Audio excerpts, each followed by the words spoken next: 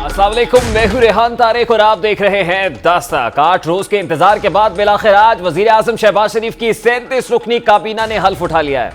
नौमुंतखब वजीर आजम शहबाज शरीफ के हल्फ से इनकार के बाद आज सदर मुमलिकत डॉक्टर आरिफ अलवी वफाकी काबीना की तकरीबी हल्फ बर्दारी से भी गैर हाजिर रहे और उनकी अदम मौजूदगी में चेयरमैन सेनेट सादिक सजरानी ने वफाकी काबीना से हल्फ लिया है। 9 तश्कील शुदा काबीना में मुस्लिम लीग नून के 14, पीपल्स पार्टी के 9 वफाकी वज़रा और 2 वजीर बराए मुमलिकत और 1 मुशीर बराए वजीर आज़म, JUI के 4 वजीर हैं, MKM के 2 और JWP और BAP के 1 वजीर समेत 31 वफाकी वज़रा, 3 वजीर मुमलिकत और 3 मुशीर शामिल हैं। नई कैबिनेट में एहसन इकबाल वजीर बराए मनसूबाबंदी, आजम नज़ीर तारड़ को वजीर कानून और इंसाफ का कलमदान सौंप दिया गया है। मिफ्ता इस्माइल वजीर खजाना, शाहजेन बुख्ती ने वजीर बराए इंसदाद मनशियात का चार्ज संभाला है, जबकि राना सनाउल्लाह को वजारत दाखिला का कलमदान सौंपा गया है। तारिक बशीर चीमा फूड सिक्योरिटी, इसरार तरीन वजीर दिफाई पैदावार, ख्वाजा साद रफीक वजीर ट्रांसपोर्ट होंगे। शहबाज काबीना में पीपल्स पार्टी से खुर्शीद शाह वजारत पानी, नवीद कमर वजीर तिजारत, शेर रहमान मौसमियाती तब्दीली, कादिर पटेल को कौमी सेहत का कलमदान मिला है, जबकि Shazia Marri Benazir income support programme, Murtaza Mahmood industries के वजीर बने हैं। इसी तरह हिना रब्बानी घर को वजीर ममलिकत बराए खारजा उमूर का कलमदान सौंप दिया गया है। हैरान कुन अमर यह है कि 37 रुकनी काबीना के इन बड़े नामों में मुताद्दिद अदालतों से जमानत पर हैं या नैब और FIA की जानिब से कार्रवाइयों का सामना कर चुके हैं। वफाकी काबीना में शामिल चंद बड़े नाम गुज़श्ता 4 बरस के दौरान कैदोबंद की सोबतें बर्दाश्त करते रहे हैं। इनमें राना सनाउल्लाह, अगर प्रोड्यूसर प्लीज ये तस्वीरें आप चला सकें, अगर कोई पिक्चर लूप, राना सनाउल्लाह, उन पर मंशियात का केस है। मियां जावेद लतीफ पर रियासत मुखालिफ बयानबाजी का इल्जाम था। Ahsan Iqbal Narowal sports city case में जमानत पर है। इसी तरह ख्वाजा साद रफीक पैरागॉन स्कैंडल और मिफ्ता इस्माइल पर LNG का केस बनाया गया। खुर्शीद शाह भी नैब हिरासत में रह चुके हैं और यही बयानिया इस वक्त ऑपोजिशन जमात अपना रही है, पाकिस्तान तहरीक इंसाफ। इसी पर शहबाज शरीफ साहब की ये जो 9 तश्कील शुदा कैबिनेट है, इस पर तनकीद कर रही है। पाकिस्तान तहरीक इंसाफ इस पर ही है। आज के कैबिनेट ओथ टेकिंग पर जरा उसकी एक झलक आपके सामने रखता हूं। वजारतों की बंदर बांट हो रही है, यानी अहलियत की बुनियाद पे नहीं, पता नहीं किस बुनियाद पे बंदर बांट ये कर रहे हैं। 3 यूटर्न इन्होंने आते साथ ले लिए हैं मईशत ने। पहला कहा कि तनख्वाहें बढ़ाएंगे 10%, अगले दिन कहा वो तो हमें पता लगा मार्च में तहरीक इंसाफ बढ़ा चुकी। हम ये कीमतें बढ़ाएंगे जी ऑयल, पेट्रोल और डीजल की, क्योंकि इमरान खान साहब ने ना बढ़ा के बड़ा जुल्म किया। फिर तीसरा इन्होंने एक और यूटर्न लिया मईशत के अंदर जो है वो इस्लामाबाद में हम सरकारी अफसरों से काम कराएंगे, और ये बड़ा उसको गरजते हुए कहा। और फिर इन्होंने फैसला किया कि नहीं, ईद के बाद हम वापस ये फैसला भी वापस ले। अब ऑपोजिशन की तनकीद अपनी जगह, मगर पहले महाज पर ही शहबाज हुकूमत के लिए बड़ी मुश्किलात ने सर उठा लिया है। हुकूमत इत्तेहाद जो महज दो नशिस्तों की बरतरी पर कायम है, वहां इत्तेहादी जमातों ने शिकवों और शिकायत का बाकायदा आगाज कर दिया है। अहम हुकूमती इत्तेहादी BNP मैंगल के अख्तर जान मैंगल ने आज तकरीब हल्फबर्दारी से बायकॉट किया है और उनका नाम भी कैबिनेट में शामिल नहीं है। आज चेयरमैन पीपल्स पार्टी बिलावल भुट्टो तकरीब हल्फबर्दारी में तो मौजूद थे। उनके बारे में ख्याल था कि वो वजारत खारजा का मनसब संभालेंगे, मगर शायद बिलावल भुट्टो और पीपल्स पार्टी इसके लिए तैयार नहीं है। कैबिनेट की तकरीब हल्फबर्दारी के बाद खबर सामने आई कि बिलावल भुट्टो वफाकी वजीर खुर्शीद शाह के हमरा लंदन रवाना हो रहे हैं, जहाँ वो कायद नून लीग नवाज शरीफ से मुलाकात करेंगे और फिर इख्तलाफी मामलात पर बात करेंगे। अगर प्लीज़ वो रेलिवेंट फुटेज प्रोड्यूसर चला सकें। अब ये जो बिलावल साहब का लंदन जाने का मामला है, खुर्शीद शाह साहब भी हमरा होंगे। इसके बाद अफवाहों और शहमगोइयों का बाजार गर्म हो गया है। खबरें आ रही हैं कि पीपल्स पार्टी सदर मुमलिकत, चेयरमैन सेनेट और गवर्नर पंजाब के ओहदे लेना चाहती है और जराये के मुताबिक इख्तलाफी मामलात पर वजीर आजम शहबाज शरीफ ने हाथ उठा लिए हैं, सुर्ख झंडी दिखा रहे हैं कि उनके पास ये मैंडेट नहीं है और बिलावल को नवाज शरीफ से बराए रास्त बात करने का मशवरा दिया है। जराये ने बताया कि बिलावल भुट्टो जरदारी लंदन में कायद नून लीग मियां नवाज शरीफ से मुलाकात करेंगे और इख्तलाफी मामलात पर बातचीत की जाएगी। इस डिस्प्यूट को सेटल करने की कोशिश की जाएगी। बिलावल भुट्टो का लंदन से वापसी पर वजीर खारजा का हल्फ उठाने का भी इम्कान है। यानी लग ये रहा है कि कुछ ऐसी कंडीशंस हैं जिसको पहले वो फुलफिल कराना चाहते हैं, कुछ बातें मनवाना चाहते हैं और उसके बाद वो वजारत खारजा का हल्फ लेंगे, कैबिनेट के अंदर आने का जो है फैसला करेंगे। पीपल्स पार्टी की जानिब से जारी एलामिया में कहा गया है कि वजारत खारजा के मामले पर नून लीग से कोई डेडलॉक नहीं है। बिलावल भुट्टो ANP, BNP और मोहसिन दावर को वजारत मिलने के बाद हल्फ उठाना चाहते हैं। एलामिया के मुताबिक बिलावल भुट्टो इत्तेहादी हुकूमत के क़याम पर नवाज शरीफ को मुबारकबाद देने जा रहे हैं। दूसरी जानिब जराये का दावा है कि पाकिस्तान पीपल्स पार्टी वजारतों से ज्यादा अगले इंतखाबात में मुस्लिम लीग नून से सीट एडजस्टमेंट की ख्वाह है और सियासी मामला तय करने के लिए बिलावल भुट्टो जरदारी लंदन जा रहे हैं। आज army chief general Qamar Javed Bajwa भी वजीर आजम हाउस पहुंचे हैं, जहां उन्होंने वजीर आजम शहबाज शरीफ से मुलाकात की है। वजीर आजम और आर्मी चीफ की मुलाकात में पेशेवराना उमूर और कौमी सलामती से मुताल्लिक मामलात पर तबादला ख्याल किया गया। लेकिन अहम बात यह है कि वो तमाम अनासर जो इन दिनों पाक फौज के सरबराह के खिलाफ मुनज़्ज़म प्रोपेगेंडा कर रहे हैं, सोशल मीडिया कैंपेन चला रहे हैं, जिन्हें वजीर आजम की तकरीब अहलबरदारी में आर्मी चीफ की अदम शिरकत पर भी शुकूक व शुबहात थे, क्या उन्हें हक़ाइक़ दुरुस्त करने की जरूरत नहीं है? पाक फौज का वाज़ेह मौक़िफ़ है कि फौज रियासत पाकिस्तान का ज़ैली इदारा है और वो हर मुंतखब हुकूमत के साथ खड़ा है, मगर इसके बावजूद प्रोपेगेंडा किया जाता रहा है और आज भी बयानात के जरिए फौज के इदारे को मुतनाज़ बनाने की कोशिश की जा रही है। अब कॉन्ट्राडिक्टरी स्टेटमेंट्स कैसे आ रहे हैं? एक वो है जो हुकूमत देती रही है और फिर दूसरी तरफ तर्जुमान पाक फौज उसको क्लियर करते रहे। खुद आर्मी चीफ के जो स्टांस से क्लियर होता रहा है, वो क्या कॉन्ट्राडिक्शन है, जरा उसकी एक झलक आपके सामने रखता है। हम इस मुल्क में जो बाहर से जो हुकूमत मुलव्वस की गई, मेरे पाकिस्तानियों, ये इस मुल्क की, ये अमरीकियों ने कितनी तौहीन की है कि हमारे मुल्क के ऊपर इस मुल्क के बड़े बड़े डाकुओं को मुसल्लत कर दिया। We share a long history of excellent and strategic relationship with the United States, which remains our largest export market. We seek to broaden and expand our ties with both countries without impacting our relations with the other. इसी तरह वज़ीर आज़म इमरान खान ने अपनी हुकूमत को गिराने के पीछे बैनुल-अक़वामी किरदार को मुर्द इल्ज़ाम ठहराया। बताया गया कि साजिश हो रही है। तर्जुमान पाक फौज ने वाज़ेह तौर पर आकर कहा कि जो मरासला था, जो खासतौर पर नेशनल सिक्योरिटी काउंसिल के मिनट्स थे, उसमें कहीं साजिश का लफ्ज़ इस्तेमाल नहीं हुआ। गुज़श्ता रोज़ सहाफ़ियों से इमरान खान साहब की बनी गाला में मुलाकात होती है। वो कहते हैं कि चीफ इलेक्शन कमिश्नर की जो अपॉइंटमेंट है वो इस्टेब्लिशमेंट के जरिए से हुई, जबकि वाज़ेह तौर पर DGI-SPR मुतअद्दिद मौके पर यह कह चुके हैं कि हमारा सियासत से कोई ताल्लुक नहीं। Foreign funding case Pakistan Tehreek Insaf पे डाला है, इससे कोशिश करेगा कि किसी तरह मैच से ही बाहर हो जाए तहरीक इंसाफ। शरीफ माफिया की डॉक्ट्रिन बता दूं ये क्या करेंगे, हर जगह पहले अपने अंपायर खड़े करें, इलेक्शन कमीशन में अभी अपने लोग भरेंगे ताकि इलेक्शन में धांधली करें, ब्यूरोक्रेट्स अपने लेके आएंगे, IA के अंदर हमारे खिलाफ नैब में झूठे केसेस बनाएंगे और फिर कोशिश करेंगे कि धांधली करके किसी तरह मीर जाफर फिर आ जाए। फौज को सियासी मामलात में ना आने की ज़रूरत है और ना ही सियासी मामलात में घसीटने की कोशिश करनी चाहिए। That is all I would like to say. हमारा आइनी और कानूनी जो रोल है हुकूमत के अंदर ने पूरे सेटअप में, उसके अंदर किसी किस्म की कोई सियासी वाबस्तगी और या सियासत में अमल दखल नहीं होना चाहिए। एक तरफ फौज का बड़ा क्लियर स्टांस है, दूसरी तरफ ऐसे कॉन्ट्राडिक्टरी स्टेटमेंट्स दिए जा रहे हैं। गुज़श्ता रोज़ चीफ इलेक्शन कमिश्नर की अपॉइंटमेंट से मुताल्लिक कहा गया, हालांकि चीफ इलेक्शन कमिश्नर से मुताल्लिक खुद ही ना सिर्फ इमरान खान साहब बल्कि उनके अपने रुफका जो हैं वो ये कहते रहे कि he is an upright officer. क्या स्टेटमेंट्स रहे हैं, ज़रा माजी में वो भी आपके साथ रखते हैं। आज हमारी कमेटी का 13वीं सिटिंग थी और हमारा फैसला बाय कंसेंसस हो गया है तीनों वैकेंसीज पे। Chief election commissioner Sikandar Sultan Raja साहब होंगे। आज इलेक्शन कमीशन पे हमें इत्मीद है क्योंकि ये जो इलेक्शन कमीशन है हमने चॉइस से, यानी हमारा भी इनपुट है, ऑपोजिशन और गवर्नमेंट के मिल के किया। पहले तो इनके अपने थे। इस वक्त सीनियर सहाफ़ी तजज़ियाकार सना बुच्चा साहिबा ने हमें ज्वाइन किया है। सबसे पहले उनकी जानिब बढ़ते हैं। अस्सलाम वालेकुम सना बुच्चा साहिबा, बहुत बहुत शुक्रिया आपके वक्त के लिए। सना बुच्चा साहिबा, इससे पहले कि मैं ये कैबिनेट की ओथ टेकिंग पर आपसे बात करूं, ये जो कॉन्ट्राडिक्टरी स्टेटमेंट्स हैं, देखिए आज army chief general Qamar Javed Bajwa वज़ीर आज़म हाउस पहुंचे, वज़ीर आज़म शहबाज शरीफ साहब से उनकी मुलाकात हुई है। यकीनन जो नेशनल सिक्योरिटी के इशूज़ हैं वो भी डिस्कस हुए होंगे, लेकिन message don't you think is very loud and clear कि वज़ीर आज़म की ओथ टेकिंग के ऊपर उनका ना आना, जिस पर काफ़ी शुकूक व शुबहात का इजहार किया जा रहा था, अब ये तो काफ़ी क्लियर है कि फ़ौज जब ये कहती है कि हम तो हुकूमत के साथ खड़े हुए हैं, जो भी मुंतखब हुकूमत आएगी हम उसके साथ खड़े हुए होंगे, डोंट यू थिंक कि इसके बाद ये कम अज़ कम कॉन्स्पिरेसी जो है वो ख़त्म होनी चाहिए?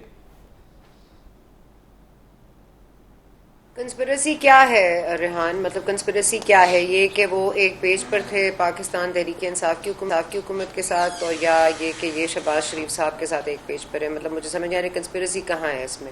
वो भी उनके मंजूर नज़र थे, ये भी उनके हैंड पिक्ड हैं।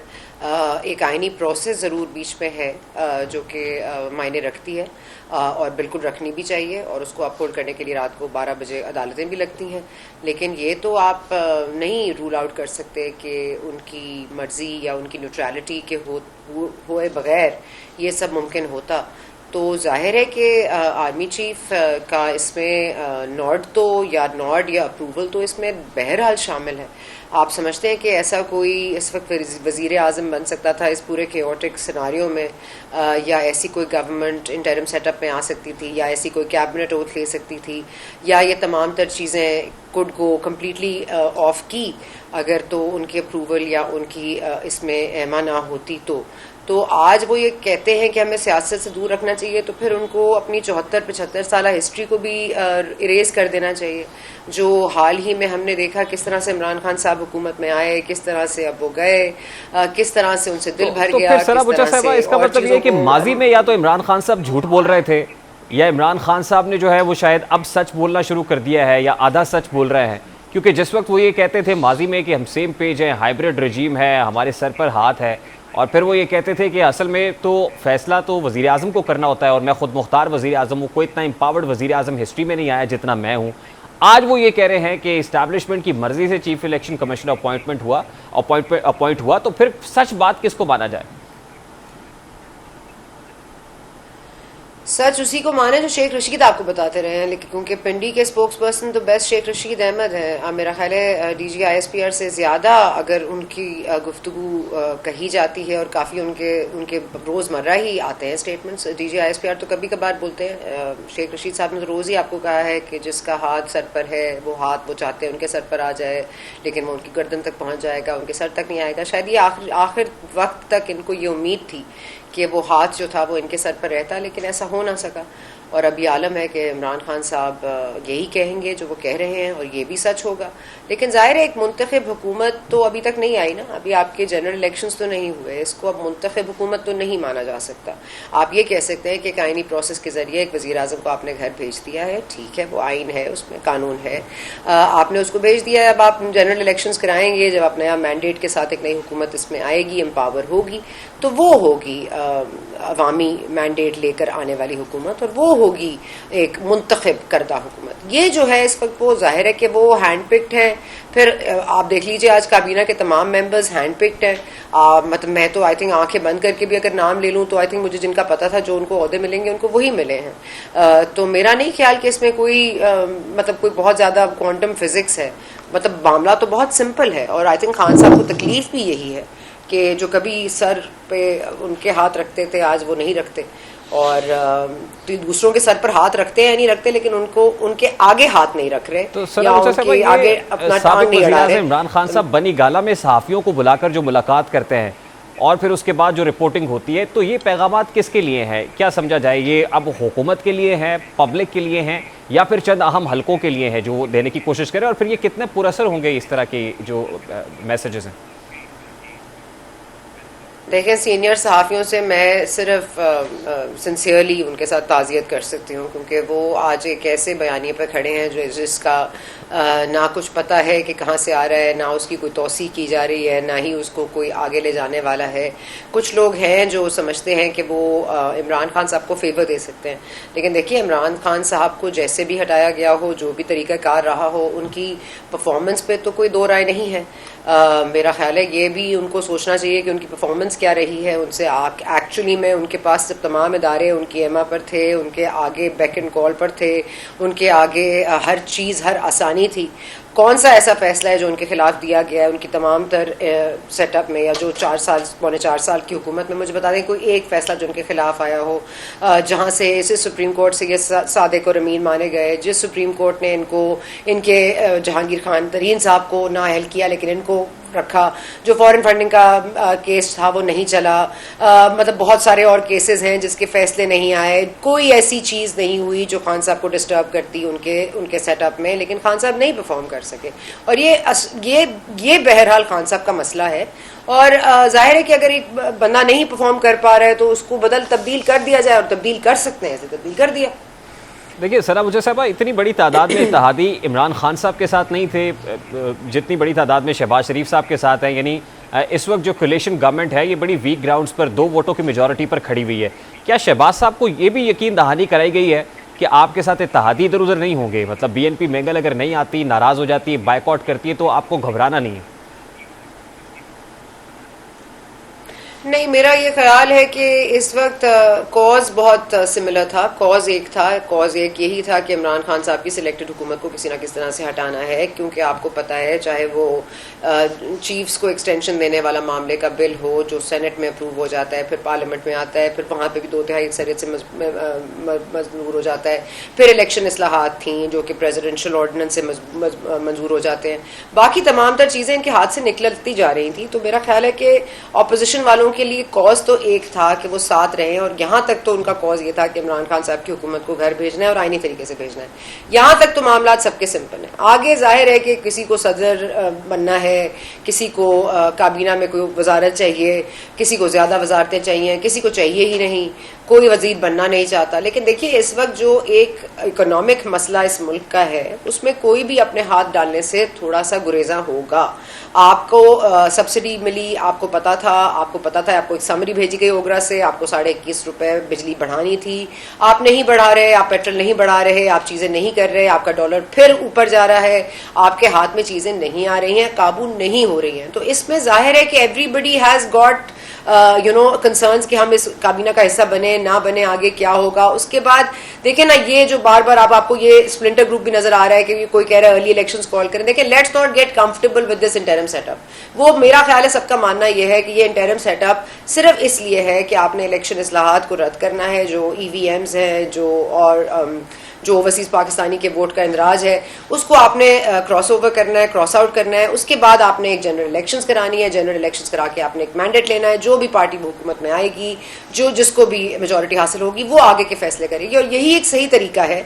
इसलिए मैं समझती हूँ कि जितनी जल्द हो सके ये इलेक्शंस कॉल हो जानी चाहिए। और ये शहबाज शरीफ साहब जिस तरह से, मतलब जाहिर है ही इज अ डूअर, उनको पता है उनको काम करना है, वो तमाम तर उन्होंने ऑप्टिक्स के लिए तमाम तर चीजें ठीक की, लेकिन देखिए वो एडमिनिस्ट्रेटर नहीं है, वो एक CM नहीं है, वो अब एक PM है। प्राइम मिनिस्टर को काबीना बनानी पड़ती है, काबीना के साथ उसको सख्त फैसले करने पड़ते हैं। अब आप अवाम को सिर्फ ऑप्टिक्स दिखाने के लिए या अपनी ऑपोजिशन को बताने के लिए कि हम आपसे बेहतर हैं, कि आप ऐसे फैसले करते जाएंगे जो आगे जाके हमारे ऊपर और मजीद बार बढ़ेंगे, यहाँ पे यहाँ पर प्रॉब्लम शुरू होगा। आप बिल्कुल दुरुस्त फरमा रही है कि मिनिमम एजेंडा तो ये था कि खिजा जाए, जैसे मौलाना फजलुर रहमान कहते थे, यानी आउस्टर ऑफ इमरान खान साहब और उनकी गवर्नमेंट का, वो हो गया।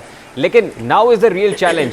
और शहबाज साहब से मुतालिक ये खबर भी आ रही है सामने कि आपने जैसे कहा कि फौरी तौर पर इंतखाबात की तरफ जाना चाहिए, लेकिन वो इस मूड में लग नहीं रहे हैं। वो ये चाहते हैं कि 1.5 साल का अरसा पूरा किया जाए, ये टेन्योर पूरा हो और उसके बाद इलेक्शंस हों।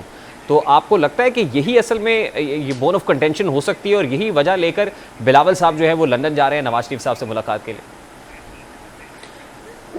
वही मैं आपको बता रही हूँ कि देखें, एक इंटरिम सेटअप होता है 3 महीने का, 4 महीने का। अभी इलेक्शन कमीशन के बयान पर अब तकिया कर रहे हैं कि देखें जी, वो कह रहे हैं अक्टूबर से पहले वो रेडी नहीं होंगे। देखिए अगर आप ये इलेक्शंस 3 महीने में आप इस चीज को, इस्लाहात को आप एड्रेस करते हैं, आप 3 महीने बाद इलेक्शंस कॉल करते हैं, सितंबर के एंड तक इलेक्शंस कॉल करके आप इलेक्शन में चले जाते हैं, which is a good call. ये कॉल वो ले नहीं रहे क्योंकि they are getting comfortable in the setup. पहले उन्होंने अपने आप को मजबूत बनाया, फिर अब उन्होंने काबीना को मतलब कुछ दिन डिले करके काबीना की तश्कील का अनाउंसमेंट कर दिया। अब काबीना हरकत में आएगी, अब काम होगा, अब यहाँ पे IMF से मीटिंग होगी, अब यहाँ पर ये होगा। सो ऑब्वियसली किसी को भी देखने वाले को पता चल रहा है that they are getting very comfortable in this interim setup. So this interim setup could be a long haul, it could take a lot of time. और ये अपनी अपनी मर्जी की, जब आपके पास वजारतें हो जाती हैं और अगर आप दिखाना शुरू हो जाते हैं कि आप यू आर रीपिंग बेनिफिट्स या कोई इकोनॉमी बेहतर टर्न ले लेती है, तो फिर एवरीबडी विल गेट कंफर्टेबल ना। फिर जो लोग वोट को इज्जत दिलवाने आए थे, जो लोग चाहते थे एक मंशूर जो है वो अवाम का मैंडेट हो और वो अवाम के मैंडेट से चोजन हो, अवाम की वोटों से आए और अपना मैंडेट बनाए, अपनी पॉलिसी को तश्कील दें, तो वो सब तो हवा में चला गया ना।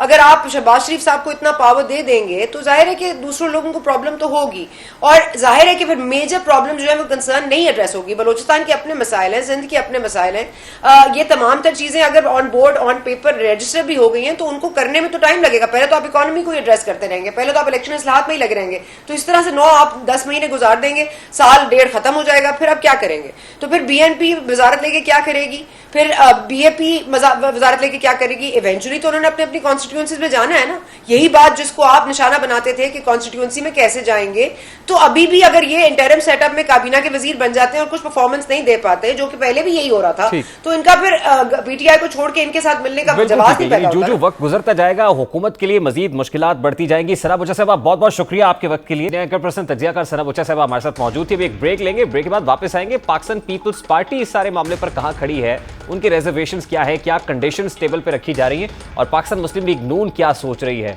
पाकिस्तान मुस्लिम लीग नून और पीपल्स पार्टी के रहनुमा हमारे साथ मौजूद होंगे इस ब्रेक के बाद हमारे साथ।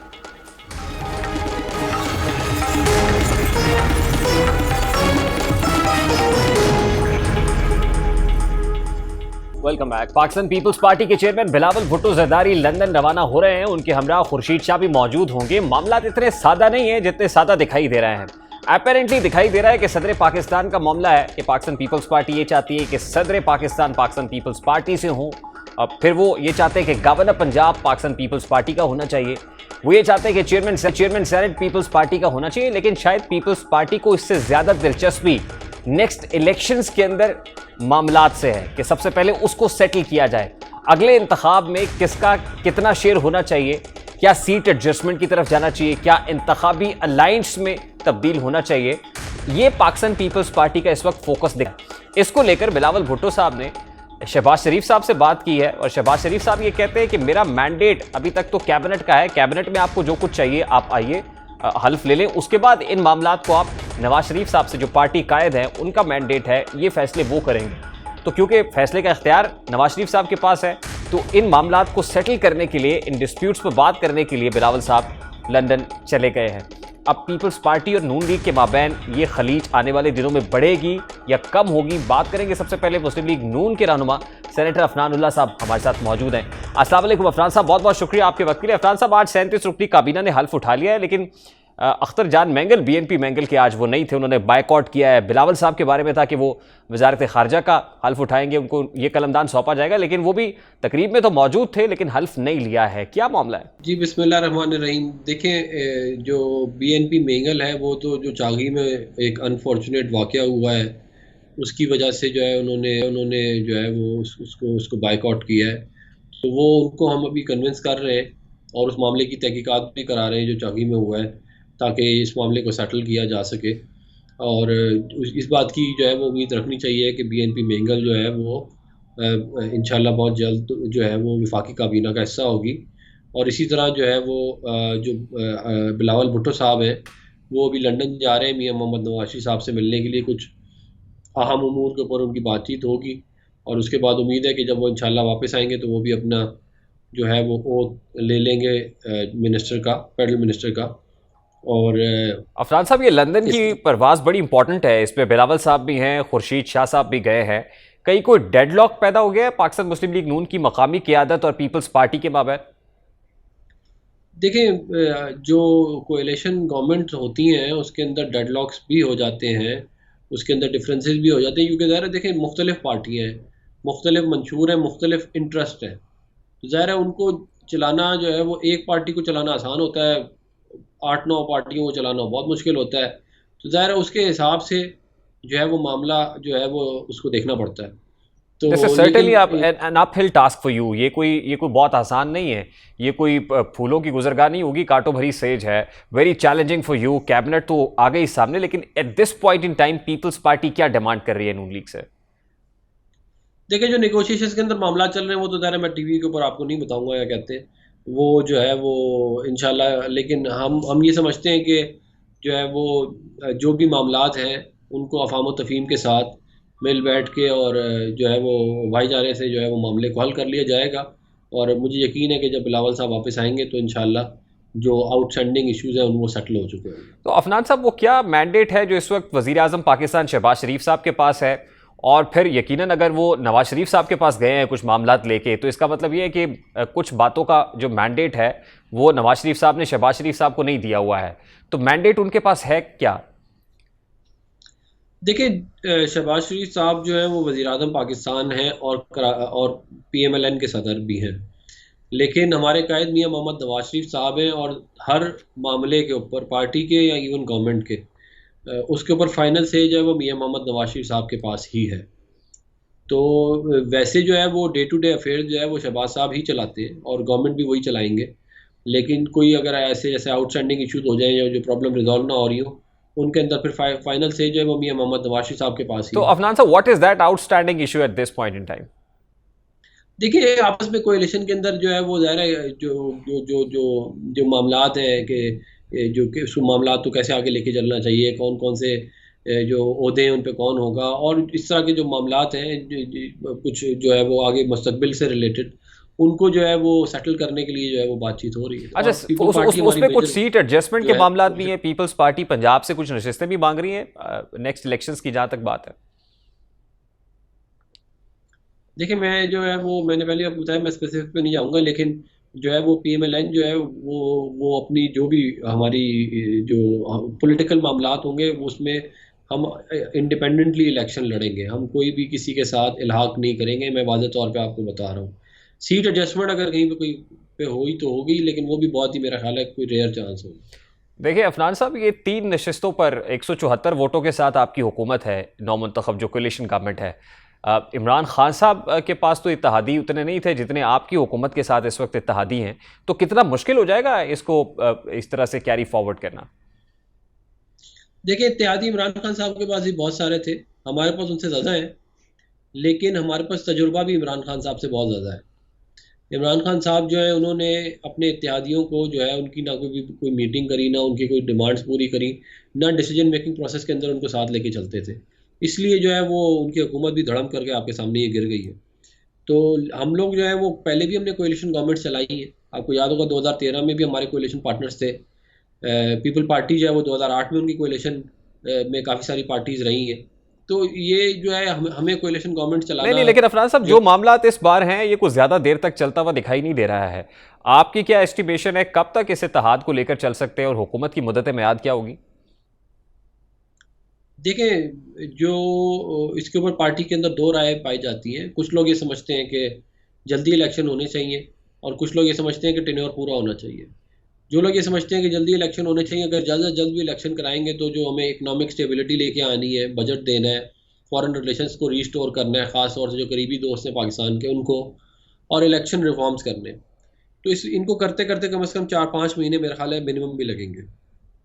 और जो उसके बाद केयर टेकर सेटअप भी अगर आता है तो 3 महीने उनके, तो अक्टूबर से पहले तो कोई देयर इज़ नो वे के इलेक्शन हो सकते हैं। हाँ ये और दूसरी सोच ये जरूर पाई जाती है कि आप टेन्योर पूरा करें और अगले साल सितंबर या अक्टूबर में इलेक्शन हो। बहुत बहुत शुक्रिया। सेनेटर अफनानुल्लाह हमारे साथ मौजूद थे। इस वक्त पाकिस्तान पीपल्स पार्टी के सीनियर रहनुमा नबील कबूल साहब ने भी ज्वाइन किया है। अस्सलाम वालेकुम नबील कबूल साहब, बहुत बहुत शुक्रिया आपके वक्त के लिए। आज बिलावल भुट्टो साहब काबीना हल्फ बर्दारी के दौरान मौजूद तो थे, लेकिन उनके बारे में तवक्को ये की जा रही थी कि वजारत खारजा का कलमदान उनको सौंपा जाएगा, इसका हल्फ उठाएंगे आज, लेकिन बिलावल साहब उसकी बजाय आज लंदन रवाना हो रहे हैं। क्या वजह है? क्या कुछ कंडीशंस के साथ, कुछ मुतालिबात के साथ मशरूत है? देखिए अभी ये फैसला तो ज़ाहिर है खुद चेयरमैन बिलावल साहब को करना है, अभी तक उन्होंने ऐसा कोई फैसला नहीं किया है। आज वो वहाँ पर मौजूद थे हल्फ बर्दारी में, लेकिन चूंकि उनको आज लंदन भी जाना है और 2 दिन के लिए, और वो वापस आएंगे। मेरे ख्याल में कुछ ऐसे इश्यूज हैं, जैसे आज आपने देखा कि अख्तर मैंगल भी नहीं आए, वो भी सॉर्ट आउट कर रहे हैं। उसके बाद फिर अगर उन्होंने ये इरादा कर लिया है कि वो पोस्ट फॉरेन मिनिस्टर का लेंगे तो वो फिर अकेले से हल्फ उठाएंगे, लेकिन आज उन्होंने हल्फ नहीं उठाया तो उसके कुछ वजूहात हैं।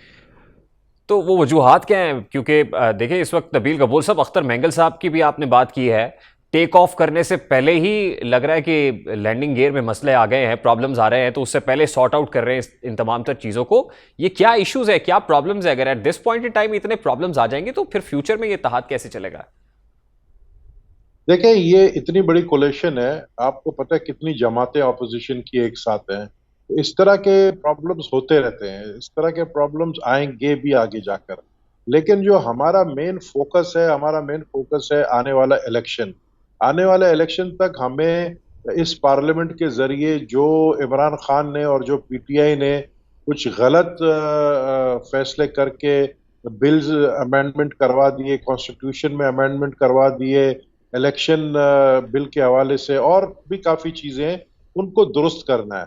तो मैंने पहले भी एक इंटरव्यू में कहा था कि हमारे लिए 3 महीने भी बहुत है कि हम इन सब चीजों को दुरुस्त करें जो इन्होंने बिगाड़ दी है, कॉन्स्टिट्यूशन को बिगाड़ दिया, उसको दुरुस्त करने के लिए। लेकिन नबील कपूर साहब, उससे पहले तो आपको अपना हाउस इन ऑर्डर करने की जरूरत है ना।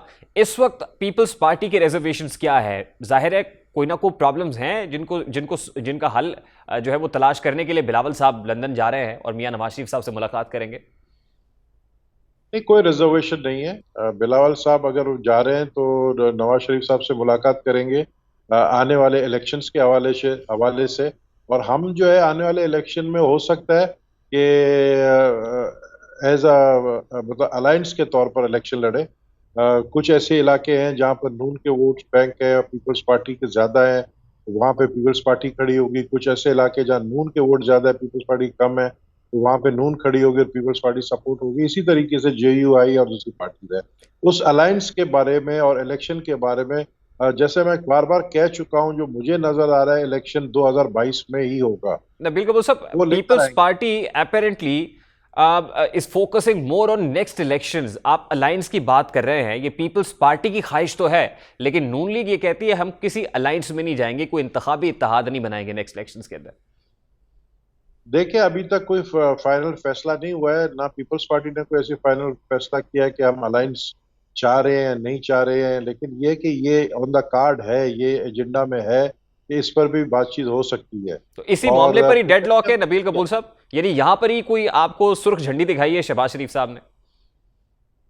नहीं, अभी तक मेरे ख्याल में अल्हम्दुलिल्लाह 10 दिन तो खैर सही गुजर चुके। इस 10 दिन में कोई सुर्ख झंडी नहीं दिखाई है। देखिए, मैं आपको एक बात बताऊं कि आज अगर शहबाज शरीफ वजीर आजम है तो वो पाकिस्तान पीपल्स पार्टी के ही वजह से है। तो देखिए, मामला जरा टेंस है। मामला इस तरह टेंस है कि इमरान खान जिस तरीके से एक ऐसा नैरेटिव बिल्डअप कर रहा है जो कि झूठ पर मबनी है, और उसके बाद फिर ये जलसे जुलूस जिस तरीके से कर रहा है, मेरे ख्याल में कि हमें जो भी रिफॉर्म्स लेकर आना है पार्लियामेंट के अंदर, हम उसको जल्दी में लेकर आए। और इस वक्त राइट मोमेंट है, राइट टाइम है कि हम जो है इलेक्शन को जितना जल्दी हो सके हम इलेक्शन की तरफ जाए। और इस हुकूमत की मियाद क्या होनी चाहिए आपके नज़दीक? आप ये कह रहे हैं कि इसी ईयर में इलेक्शन होना चाहिए, तो कितनी देर तक ये निज़ाम चलेगा? देखिए, अभी तो जो लोकल बॉडीज के इलेक्शन जून और जुलाई में हो रहे हैं, यहाँ सिंध में और पंजाब में भी। जो मुझे नजर आ रहा है अक्टूबर तक मेरे ख्याल में इलेक्शन हो जाना चाहिए। और पाकिस्तान मुस्लिम लीग नून को भी कबूल होगा, यानी वो डिलीवर कर पाएंगे इकोनॉमिक फ्रंट के ऊपर? मेरे ख्याल में मुस्लिम लीग नून के लिए बेहतर, वजीर आजम शहबाज शरीफ के लिए भी बेहतर होगा, क्योंकि इतना ज्यादा मलबा छोड़कर गया है इमरान खान की हुकूमत। इसको आप देखें, इतनी आसानी से ये जो माशी सूरत हाल है उसको 4, 5, 6, 8 महीने में, और जो कि 1 साल का टाइम है, मैं नहीं समझता हूँ कि इतनी जल्दी उस माशी हालात पे कंट्रोल पा सके। यही तो मैं कह रहा हूँ नबील कपूर साहब कि आपने शहबाज शरीफ को वजीर आजम तो बनवा दिया है, जैसे आप ये कह रहे हैं कि पीपल्स पार्टी के मरहूने मिन्नत है, लेकिन इस ट्रैप में तो नहीं आ गए शहबाज साहब के? अल्टीमेटली ये मलबा उन्हें उठाना पड़ेगा फिर। देखिए, मलबा तो हमेशा वजीर आजम ही उठाता है, काबीना उठाता है, लेकिन ये है कि हम मिलकर हुकूमत में है, तो हमने तो हम समझते हैं कि मेरी नज़र में, मैं अपनी पार्टी की लीडरशिप की तरफ से बात नहीं कर रहा हूँ, ना मैं पार्टी का स्पोक्समैन हूँ। मैं समझता हूँ कि जो चूंकि मैं बड़ा एक्टिव था इस वोट ऑफ नो कॉन्फिडेंस में 1 महीना, जो मैंने देखा है, जो सूरत हाल है, मेजॉरिटी ऑफ कोलिशन पार्टनर्स जो हैं वो यही चाहते हैं कि इलेक्शन जल्द हो, मां सिवाय मुस्लिम लीग नून के। मुस्लिम लीग नून चाहती है कि टाइम पर हो, जो कि मेरे ख्याल में अप्रैल है अगले साल का, तो उनको पूरा 1 साल चाहिए। बहुत बहुत शुक्रिया नबील कपूर साहब, पाकिस्तान पीपल्स पार्टी के सीनियर रहनुमा हमारे साथ मौजूद थे। अभी एक ब्रेक लेंगे, ब्रेक के बाद जब वापस आएंगे, पंजाब का आईनी बहरान ये कैसे खत्म होगा, बात करेंगे इस ब्रेक के बाद।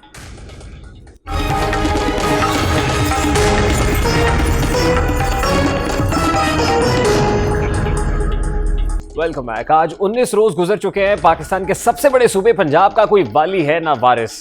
पंजाब अमली तौर पर 1 अप्रैल से वजीर आला के बगैर है। वज़ीर आला उस्मान बुज़दार के इस्तीफे के बाद तहरीक इंसाफ की सूबे में हुकूमत खत्म हो चुकी है। पुरतशद्दुद हंगामों के बाद हमजा शहबाज सूबे के नए वज़ीर आला मुंतखब हो चुके हैं, लेकिन अब वो एक नई गर्दाब में फंस चुके हैं, क्योंकि गवर्नर पंजाब उमर सरफराज चीमा ने उनसे हल्फ लेने से इनकार कर दिया। नौमुंतखब वज़ीर आला हमजा शहबाज को सिक्योरिटी तो मिल गई है, मगर हल्फ ना लेने के बायस ताहाल वज़ारत आला के दफ्तर और कुर्सी पर सरदार उस्मान बुज़दार ही मौजूद हैं। हल्फ लेने से इनकार पर वफाकी हुकूमत ने गवर्नर पंजाब उमर चीमा को हटाने के लिए समरी सदर मुमलिकत को इरसाल कर रखी है। ताहम उन्होंने अभी तक इस पर दस्तखत नहीं किए हैं, क्योंकि सदर मुमलिकत भी नहीं चाहते कि नौ मुंतखब हुकूमत को खुलकर काम करने का मौका मिले।